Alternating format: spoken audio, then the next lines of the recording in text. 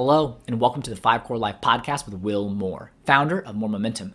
Today, we are talking about flying and how you can take on gravity with the real-life Tony Stark, Richard Browning. He's the creator of the human jet suit, and this is a really fun episode as one of Will's favorite superpowers and something that he's always dreamed of is being able to fly. And Richard is actually doing this and has created a jet suit that actually allows you to fly with just your body weight. It's really, really incredible. And they talk about the experiences of going from a prototype to a full-fledged company. If you haven't already, go ahead and pound that subscribe button so you get notified when new episodes air. Are you ready to fire on all cylinders? If so, let's go. There he is. Hey there. Man, how's it going? Hey, good, thanks. Very good, very good. Sorry, it's Friday afternoon here. I'm being a bit slow. How are you? Where are you right now? In the UK, so just outside of London. We're about an hour outside of London. So I don't know if you heard. Did you hear the intro as I was starting to introduce you? I did hear you. Yes, sounding quite enthusiastic about flying.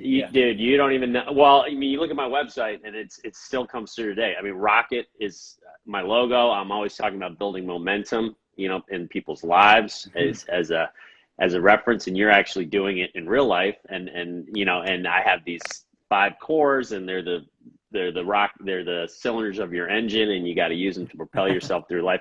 So this is so cool. This is so cool to me. I'm like a kid in a candy store, just a fan of like meeting my biggest pop star. So can you just tell me, I watched your videos, clearly when you were young, you had the same dream I did. I want to be able to fly one day. How did you go from that dream to what you have now created today? Walk me through the process here. Yeah, I spent about 16 years doing a conventional job, which was helpful to kind of put some money away to give me some freedom to explore this, which started about 4 years ago. But yeah, the inspiration came from a number of different kind of places, really. So my whole family was from the world of aviation and engineering. My father was an aeronautical engineering creator and builder. And I spent quite a bit of time in the British Royal Marines Reserve, so the British military here, alongside my day job, actually. And that taught me a lot about human capability and gave me the inspiration behind the idea of using your mind and body as much as possible to fly, rather than creeping all the time towards, a gyro, an ECU, and a whole structure, and you become a passenger. Most flying things in our lives today, you sit on or inside them. You've moved inevitably away from it being like you actually flying. So I thought it'd be really cool to try and get as close to that as possible. And then I just started experimenting in 2016 with this idea. It was really a question of trying to how to marry up the horsepower, the thrust of these little jet engines, which I figured were the sort of most energy dense option. How would I connect that up to the human body in a way that was really intuitive, almost like as intuitive as a bicycle becomes when you learn how to ride a bike, and you never think about it after you've learned. And this has actually now become the same with this. Dude, so, oh man, I'm so excited. Okay, so basically, in the video I see, so there's a couple, you're not the only one in the world doing this, but I know it's a very small amount of people. So I remember I actually watched a documentary. I forced my wife to watch it. She does not have the same dream that I do. You would probably know, off the top of my head, I don't remember the individual's name, but it's somebody that had an actual jetpack that he's been trying to build for years and years. I can give you a summary, because there's not that many people. So back in the 1980s, there was a proper rocket pack system, which was like a peroxide rocket, a chemical rocket. There was a guy that flew into the LA Olympics with one. There was a James Bond episode with one. That was a proper kind of rocket pack, but they're pretty terrifying and pretty uncontrollable and only burn for about 90 seconds. There's a guy in California, actually, who's taken that concept and swapped out the rockets for jet engines. But it looks quite similar. It's quite a big box on your back, but it's great. I mean, I know the guy who does that, but that's been around for quite a while. That's kind of the modern variant on the rocket pack. And there's a French guy with a hoverboard, which is very cool. It's a different system for ours, though. So he's the only guy that's ever used it, whereas we've trained over 100 people. We were just training people yesterday to do it. Most of our team fly as well. Some people can learn to do this in about 10 minutes or so, which is kind of crazy. Wow. Whereas the hoverboard seems to be quite hard because no one else has done it before. And the biggest constraint of that is you have to land and take off on a raised platform because the engines are under your feet and they just dig a hole in the ground if you land on the ground. That's a big challenge. And then there's Eve's Rossi. If you know the kind of really iconic film footage of the guy flying with a big fixed delta wing, flying through Dubai, alongside the A380s and stuff. But that's kind of top down. That's jumping out of a helicopter. Right. You can't take off the ground and do well, that. There's some guys in Dubai who took on his technology. It's a longer story, but it was a bit of an acrimonious one, unfortunately. But they've taken his technology further. Sadly, one of them died last year, taking it a bit too far. So there's the lesson in the challenge of going too high and too fast, which we try to avoid. Well, so certainly, thank you for that. Thank you for. I wasn't aware of all those. The documentary I saw was on the guy with the jet propulsion, the backpack. He started with the idea from the Olympics.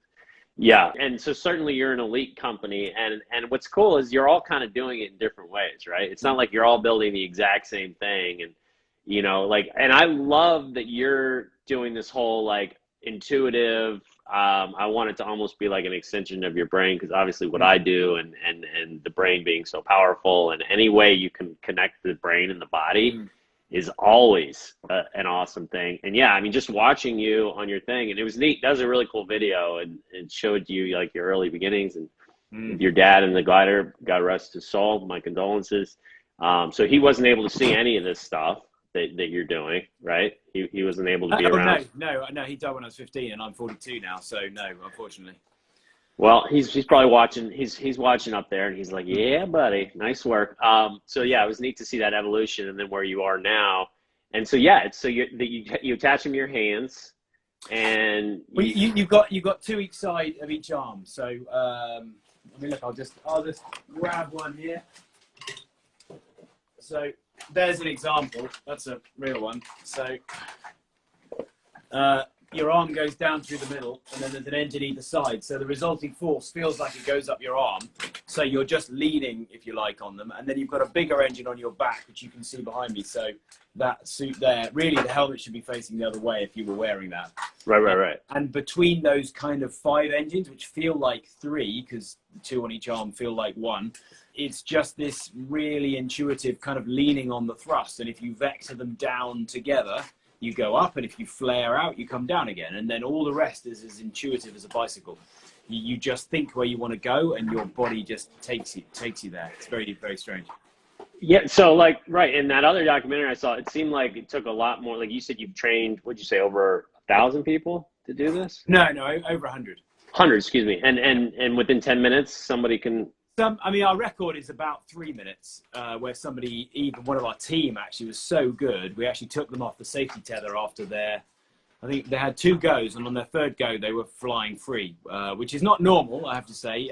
He is a pretty good gymnast, and it's not the strength, it's I think it's the natural sense of body awareness. And it's the same process when you learn to ski or snowboard or rollerblade or water ski. It's that weird moment where you're kind of concentrating, but also you let go and hand the keys over to your subconscious, which does a way better job, and then you just smile and enjoy the view. This is exactly the same, except arguably quicker than any of those. Right. So, okay. So getting back to your kid, you're obsessed with flight. You went into you said the military, correct? Yeah, I was with the military alongside my day job. Yeah, the Royal Marines Reserve here. Yeah. And that inspired you to take this to say, okay, humans can do some pretty cool things. Let's go. And how did you pivot to where you were like, okay, I'm all in and I am going to create this thing? And I saw the very, very first prototype you did where you're holding your fist out across the road. Was it like, well, we're just going to maybe build this and see if it does anything, and then it kind of worked, and you're like, all right. Yeah, I mean, our kind of design and innovation ethos, it hasn't really changed, even though we're quite, a lot bigger now than we were when we started. It's always about how can you most quickly and safely go and experiment and test your ideas and learn the lessons that you're going to learn really quickly. So putting one engine on your arm and standing in a little country lane and blowing the air around, and you realize that actually it's a really soft, squashy push. It's really not a harsh, sharp kind of force. It was really manageable. There was no gyroscopic moment. It was really quite benign. And we only learned that because it just got on really quickly to try and work out how, I suppose how how we could take from one engine to go to 2 to 4 to then work out how to put more on the body in a really intuitive way. So it was very nimble, pretty, cost-effective way of doing it. And I still ran a day job alongside all this. I did all this in evenings and weekends. And, you have to be a bit obsessed, I think, to find the time and energy. But yeah, I managed to basically prove the concept before I gave up my day job. Nice. Well, and so that, right. And I always tell people, like, the only way, and I shouldn't say the only way, it's possible, but you have a much, much, much better chance of succeeding when it's like in your DNA and your fiber, because you're just like, I'm going to make this happen one way or another. Right. And it's almost like you're not working when you're working. So you have a day job and you go home and, you can sit on the couch, watch TV, eat some cheese puffs and go to bed, or you're like, okay, this is now where I really turn my brain on and I get excited. And so good for you for doing that. So then all of a sudden now, what did you do? Did you raise money? How did you fund this thing? Because I can't imagine it's been cheap to develop this. So, yeah, I got it to the point where it was working, and then we thought it'd be a good idea to do a kind of launch with some brands that would enjoy the, the publicity, but would also kind of catapult this whole thing under the banner of Gravity, the company name we came up with. It would kind of launch it in the right direction, because certainly the British press are not necessarily generous when it comes to new ideas. So I thought the best way to hedge that is launch with Wired and Red Bull, so Wired Magazine and Red Bull. And between those two brands, it kind of just went crazy. And within a week of launching in April 2017, I was asked to go and do TED by Chris Anderson, do the big TED thing in Vancouver. Nice.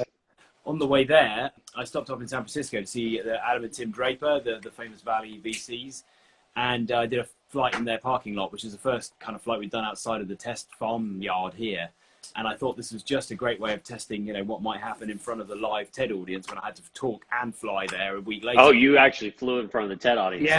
Yeah. Richard Branson, Al Gore, Elon was around, and the Pope had dialed in. It was all quite crazy. But anyway, much to my surprise, Adam and Tim invested $640,000 in the parking lot in the very first demo I did. So we haven't raised any money since 2017 when that happened. All the rest of the money we've generated has come from doing events and displays and training and military stuff, search and rescue stuff. We've got a really diverse business kind of portfolio, which is the sort of boring, but I think quite admirable part behind the scenes. It's all great flying around like a superhero, but actually this business is self-funding itself to grow into many different areas, whether it's entertainment or search and rescue, military or whatever. And just before COVID struck, we delivered over 110 events in 33 countries.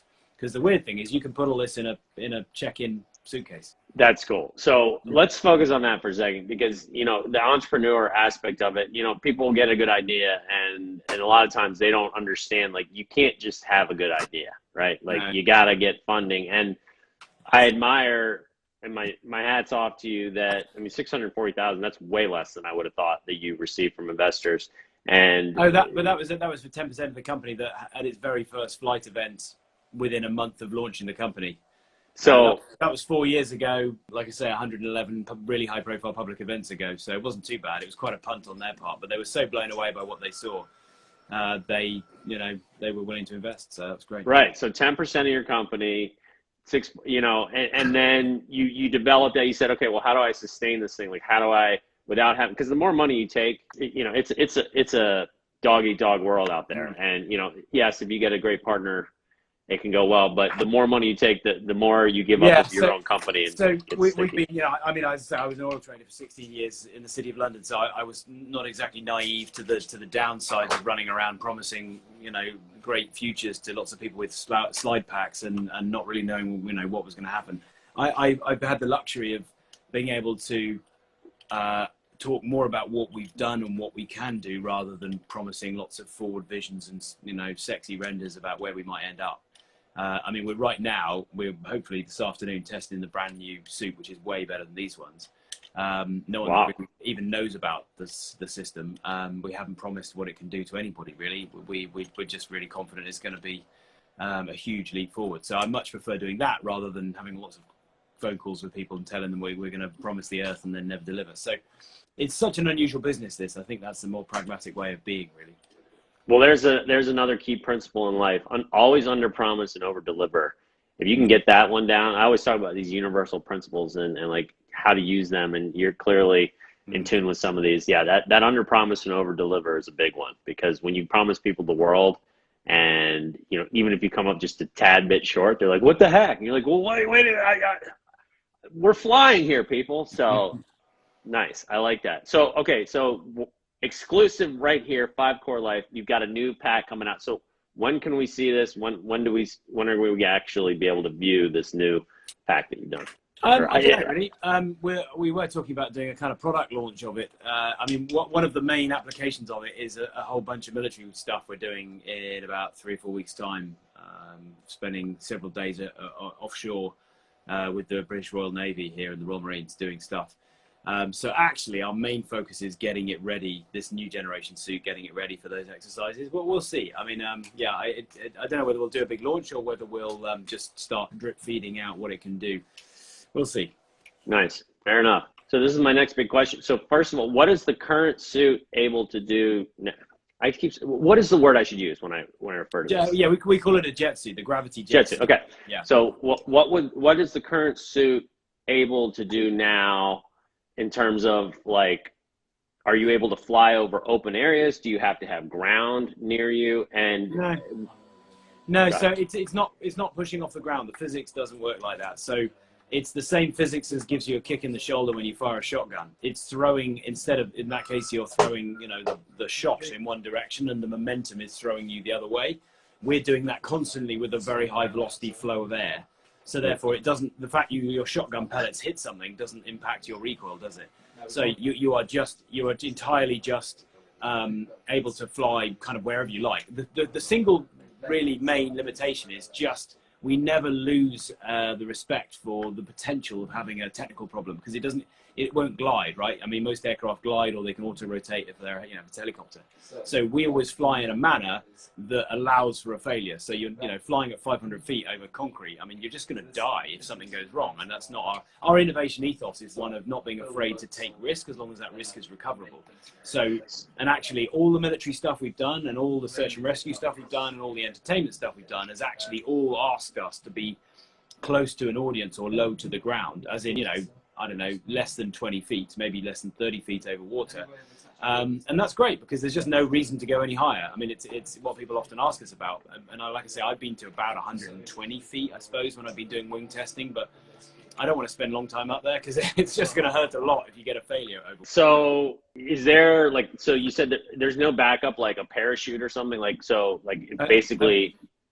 Yeah, I mean, a parachute, parachute's great, but the problem is you need to have enough altitude for it to work, and you need to be confident, if you're going to rely on it, that it's going to deploy in a way that doesn't wrap you up. So, again, there's a big bear trap waiting for you there, which is that you think you're safe with an experimental deployment system using a spring or a rocket or something. One small mistake with that, and again, you're dead again. So, have you flown over... Sorry to interrupt you there, right. Richard. Have you flown over big bodies of water? That documentary I watched, I remember you did this thing. You probably saw it where by the Statue of Liberty, and I remember thinking that was pretty. Have you done anything like that? Yeah, lots. I mean, most of the 33 countries around the world, we've flown over water. There's a big one. I flew around one of our aircraft carriers off the coast of Annapolis on the east coast of the US. There's a great film on our Take on Gravity Instagram, or otherwise Gravity Industries YouTube. There's a great film of me flying around our aircraft carrier, which is pretty cool. So yeah, we've flown lots of water's great, because whilst it damages the equipment quite a lot if you fall in it, you can obviously go higher and faster than you would wish to fall onto grass, or let alone tarmac or something. So water is a really nice surface to be flying over most of the time. So, and what's the worst incident you've had? I mean, in terms of injuries or damage to the equipment? Oh, I mean, we've crashed probably a dozen times in 4 years, but none of us have ever done any permanent damage to ourselves. I used to cycle commute across London in my old job, and I try and judge the risk of most of what we do as hopefully being less than that. So yeah, it's not to say you couldn't fall awkwardly and break an arm or a leg or something, but again, it's recoverable. And to be clear, none of us have done that, but I don't want to try and take any more risk than that. Although we did set the highest speed record we've flown so far was 85 miles an hour at the back end of 2019, which was pretty quick. 89 miles an hour. 85, yeah. 85. Good gracious. So Yeah. I mean, you've got a helmet. I mean, I'm thinking like the wind alone is, because you think about sticking your head out a window when you're driving. It's pretty windy, yeah. And that was using the leg wing as well. So you actually start flattening out. And so again, Start flattening out like Superman. Yeah. You can actually see that. Yeah, you can see that on our social media or YouTube. You can see the world record was fun. So that was pretty I'm on YouTube now. I hadn't seen. I watched a few videos. I hadn't seen that one. World record. Okay, I'll do that after. I'm like so excited. I want to do it right now. Everybody, just hold on a second. I'm just gonna go ahead and. Okay, so what is your ultimate goal with this thing? Like, obviously you've got another iteration about to come out. I assume you're just going to continue to have iterations. Is it to basically do what it's doing, but just get it smaller, quieter, or is it like eventually you want it to be a whole different thing where it's almost like you're flying and you don't even realize you have stuff on you? Yeah, I mean, development ethos is to try and push every aspect of this in parallel better. So this latest version, instead of taking about 45 to 60 seconds to start up these engines here from cold, which is still not bad, the latest ones are about 10 seconds, which is mad. I mean, you just start, they scream into life and then you just take off straight away. Wow. They're more power from about the same size engines. That means you can lift more fuel, which means you can fly longer. We 3D print all the suits as well. All this stuff is, in fact, most of that bit there isn't on that. You 3D print it all. That's yeah. In fact, there's a 3D printer whirring away in the corner here. Yeah, nearly all of this. I mean, look, this thing here. So these cups here, this is all 3D printed aluminium, and that's 3D printed polymer, the plastic there. That's amazing. Great, because you can produce pretty much any shape you like. So we just like, accelerating every aspect of what we do as much as we can. And you know what happens sometimes? The things that you think were going to be easy aren't, and sometimes you have breakthroughs you didn't imagine. And I started this business really with no real sort of firm commercial plan. I just wanted to see how far we could take it, and importantly, make it fuel itself, not just burn through a load of VC money and just hope we came up with a business model. As long as we're getting income in, which we do, even in COVID times, we've made really good money, then that goes all the way back into fueling the advancements. So, military, search and rescue, entertainment, training people, the race series we were going to launch in Bermuda before COVID came along, all of those things individually have got great things coming. We've got an electric version, which is, batteries are not energy dense enough. But we've got an electric version which runs the power down the tether, which we're developing, which can be a really much easier way for people to learn this, and something that'll be a lot cheaper for people to learn. So that's a big thing that's coming as well. So kind of endless things, really. So one important question I haven't asked: what is the current flight time? There's so many variables, but roughly with these suits here, about 4 minutes or so. Doesn't sound very long, but when you can go from 0 to 60 miles an hour in a second and fly over anything and in any direction, we've never found that a problem. You can hit 60 miles an hour, like I say, very quickly and come back again, and you still only burnt maybe a couple of minutes of fuel. So, but it's never. But because you've miniaturized the propulsion, these little guys here, you can actually see down inside them a bit. That they are never going to be as efficient, anywhere near as efficient as the big engines on airliners, which compared to their weight and fuel burn, are much more efficient. So that's the sacrifice you have for making it very small. Okay, so 4 minutes, and then this new one, is it the new iteration? Is it going to be about the same? No, that should be hopefully more like about 6 or 7 or so. Okay, so obviously that's going to be a goal, is to increase that. I mean, so what is the next?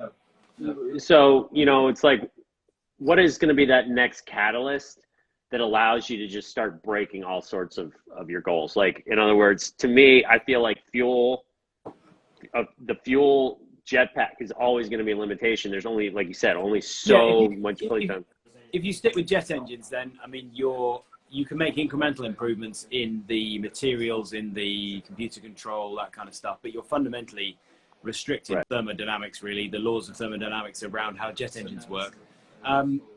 Lots of people write to us with lots of interesting ideas around ion thrusters and that kind of thing. I mean, the challenge is that most of the other propulsive technologies just don't have the guts. So even the most powerful ion thrusters, will barely waft a piece of paper across a desk.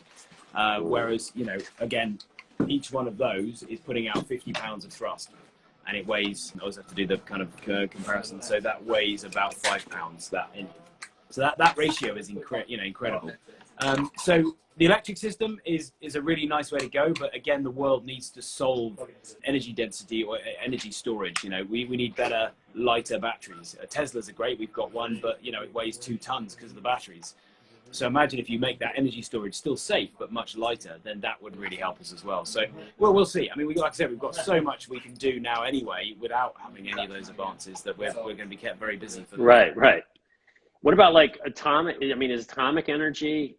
I mean, is that even no, a although possibility? somebody did tell me that a nuclear reactor is the most power to weight ratio positive human creation, but it's a nuclear reactor. It's usually the size of an office block, and it's mostly lead. And no, Right. I don't think there's any way you can miniaturize that. No. At least not in our lifetime. No. You need somewhat sort of Marvel-inspired breakthroughs in very light, very energy dense, really clever forms of new propulsion, which I expect will happen. But Yeah. we're ready when they do. Our patents all cover that. So as in they cover Right. It's almost like, right, you're just continuing to take one step forward every day and doing what you can do with the existing technology and materials. And, you know, as things evolve, you sort of, then you go, okay, cool, grab that. I remember the other documentary I watched, it was similar limitations where he was like, we're just waiting for things to get lighter and for the technology to catch up. But I mean, it's what we can do now. I mean, even 20 years ago, I mean, that, I guess, that they did that thing in the 80s, but I can't remember. There was all sorts of limitations where it looked a lot cooler. The Olympics one, it looked a lot cooler than it was. It was like, I can't remember the documentary, but basically what you can do now is so far and above and away. Although a lot of people think that, you know, if you ask people 30 years ago, they would have imagined we'd got further than we have. So I get we as a company get a lot of feedback from people saying, this is great. I was expecting this to happen like 20 years ago. How come it's not happened sooner and whatever? And it's meant in a positive way, but it does show that, you know, people predicted back in the sort of Jetsons times that by now we would all have flying cars and it will all be very different. So, I mean, we're not ready to take people to the store or go take the kids to school in anything like this gear, but it does shine a light on what's possible, and certainly we have a big role in trying to inspire and motivate and excite people around just what technology can do, because most of this was not thought possible. The big aeronautics firms, and like I say, most of my family was from that world, didn't really imagine that this was necessarily feasible. There was lots of assumptions why it should not really work, and it turns out if you go have a go and get your hands dirty and in a safe way experiment, then you can get further than conventional wisdom would say. Yeah, no, it's a good point. Right, you're right. 30 years ago, people would have probably said, you know, we would have flying cars and all this, and it's happening, but it's not happening the way people thought it would or as fast. Yeah. Like even flying cars. I mean, as of now, you know, it's going to be more of a rotor thing versus like. But even that isn't going to come very quickly, because in most parts of the world, because of the safety considerations. I mean, if you run a helicopter kind of taxi service or helicopter leasing service, you learn the hard way that there is not many cities in the world that let you go anywhere near where they are, because of that you have a failure and you crash and you kill people, because that's happened in the US and Europe, you know, every now and then. So the technology challenge of building a flying car is really not very difficult. There's hundreds of them out there now, but the challenge is becoming a mainstream acceptable form of transport. That's really the challenge. So what is your goal with this? I mean, we talked about like where you want the technology and stuff to go. Do you see this being a commercial product where in the future, like somebody like me can go on Amazon and purchase one of these babies? Yeah, I did about Amazon. We sold a couple, but we don't really tend to sell them very much. And when you do have them for sale? I didn't know that.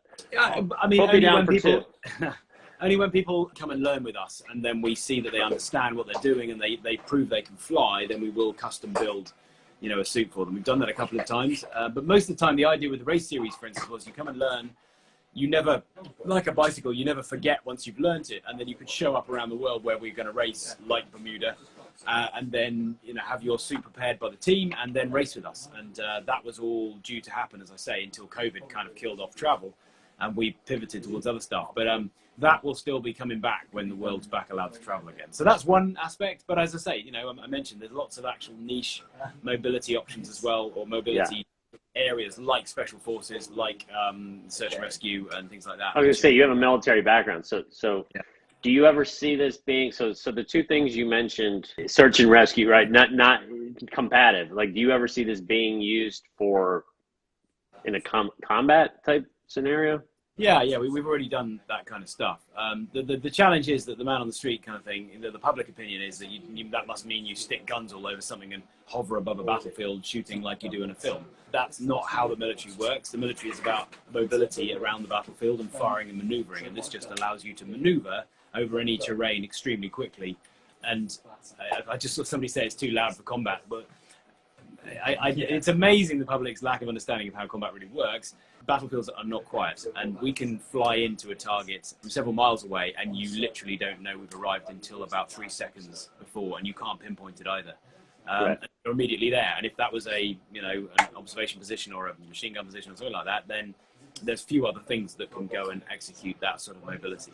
Anyway, it's a whole bigger subject, but yeah, we've got more work on in that area than we can cope with at the moment. So the military has, I mean, do you have like a contract with the military where you're building stuff? I can't talk about it, but we've got lots of relationships all over the world. So understood. We've got lots of good stuff going on. It's all right, so let's go back to the private use. So what is one of these costs? Like if I were to come out, fly, say I want to buy one. We sold the last one for $340,000 US. It's actually less than I would have thought. I would have thought it would be close to $1 million. Learning to fly these. I mean, there is we used to do it in LA in Camarillo Airport, that area, and we do it in just outside of London here at the Goodwood Estate. It's a really beautiful place. We were there yesterday, and it starts at about $3,500 for a kind of morning. You have about 3 goes, you really get into it, you get a massive taste of what it's like, you see some flight demonstrations, but it's meant for people who that's kind of cool. If you want to actually spend all day more focused learning, and then maybe 1 or 2 days after that, that's more like about $10,000 a day. We've got loads of people that have done that, and that's where you can properly learn to do it. But again, a bit like skiing, it's very much dependent on who you are and what your experience is and what your attitude is to learning something like that. It's like watching kids learn to ride a bike. Some kids pick it up straight away. Other kids, worry about it too much and never relax enough and just lean on the stabilizer. So would you say it's not as much of a physical constraint, it's more of a mental constraint to be able to get good? My 13-year-olds did it really well, and I've had 80-year-olds do it really well. And then I've had 25-year-olds who, I'm not going to pick on 25-year-olds, but let's say a 25-year-old who's super strong turns up full of, I'm going to crack this, I'm going to do this, all their mates are watching, and they want to try and do it first time, and they are not being true to themselves, they're not being relaxed, they're not just sinking into it, they are trying to overthink it, and you just can't do that. You can't overthink your way to that kind of, to that kind of thing. So yeah, it very much depends. We've had some brilliant guys and girls learn this very quickly. Easy, Jeff. So I don't think he meant to insult you there. I think the point is, there's so many different scenarios and there's so many different types of combat that it's not like, this might not be the best fit for every type of combat. And yes, if somebody's got a heat-seeking missile, sure, maybe not the right one, but there's plenty, I'm sure, of scenarios where it would make sense. So, well, we've got to go and start testing this fairly soon, I think. So we're going to have to run in a bit. But yeah, good. Well, that was perfect. I was just going to ask you, I like to end every episode with this. And again, thank you so much for your time, dude. Just watching your videos, talking to you, it's reignited my passion to fly.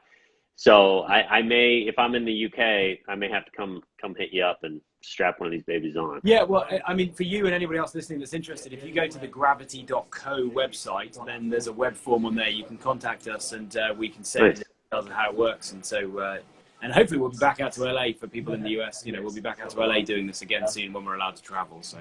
Yep, it answers this guy's question. Where would it be possible to buy one? Gravity.co, it sounds like. Okay, and then so last question, let's just kind of switching gears for a second. If you were to pick one habit that you've developed throughout your life that has helped you to go from that boy and his dad throwing planes off the hillside to where you are today, in this position of actually making your dream come true and alive and continuing to build momentum with it, pun intended, what would it be? One habit. One habit. A habit that you've developed that has allowed you to go from A to B. I mean, I think it's from a passion point of view, it's just that restlessness to want to keep chasing things that inspire me and get me up in the morning. And, you know, especially if people say they can't be done. I love things that people say can't be done. Most of the time they're right, but every now and then when they're not, it's really rewarding. But I'd say the ethos that fuels that is that one I mentioned about not being afraid to go try stuff and fail, as long as failure each time is recoverable, whether that's financially, physically, or reputationally. You know, that's how I used to run a trading book as an oil trader. Keep trying stuff, but just don't bet on anything so big that if it fails, you have to kind of shut down. So yeah, that's worked well for us. So right. So basically not going all in, but incrementally just continuing to take one step forward every day, believing in what you're doing, pivoting, learning. Yeah, because there's lots of great books written about, you know, just throw everything into your idea and never give up and never say die. I think that's really dangerous because innovation is about spending more time failing than succeeding. So maybe you're lucky and you have one great idea, it all works out, and you write a great book about how it all worked out. But for most people, that's not how it works. It's your 10th or 20th idea or attempt that actually gets you there. And if you've gone bankrupt or mad on the journey before you get there, that's not very helpful. Right. Well, I'm 100% with you. And you started this whole thing by saying you started as a side hustle. And I tell people that all the time. I'm like, if you don't have money coming in, I mean, you got to have your basic needs met, and you can't just, you're gambling if you just are like, okay, this is going to work. Like you got to do it as a side hustle. Like you said, you got to get it going on the side. And then if it builds some traction and some momentum, then you go, okay, now it's safe to go all in. So thank you so much, Richard. This was amazing. The real live Tony Stark, the real live Iron Man. I love it. I saw somebody write that. I was like, yes, that is who this guy is. Cool. Have a good weekend. Thanks, nice brother. To see you. Yeah, you too. Thanks, everyone. Bye-bye. Bye-bye. That's it for the 5 Core Life. If you haven't already, go ahead and hit that like button on this video and pound that subscribe button so you get notified when new episodes drop. Also, please fill out the free 5 Core Life Evaluator quiz. It's a great way to get a baseline of where you are in the 5 cores and which of the 5 cores you need support. In addition, you'll get some actionable advice that you can apply and start improving your life in the areas that you need it most. That's it for today's episode of the 5 Core Life Podcast. Have a wonderful day. Get moving. Gain momentum. Join the movement. Join Emmett by going to moremomentum.com to take a free life evaluator quiz on where you currently stand in each of your 5 cores.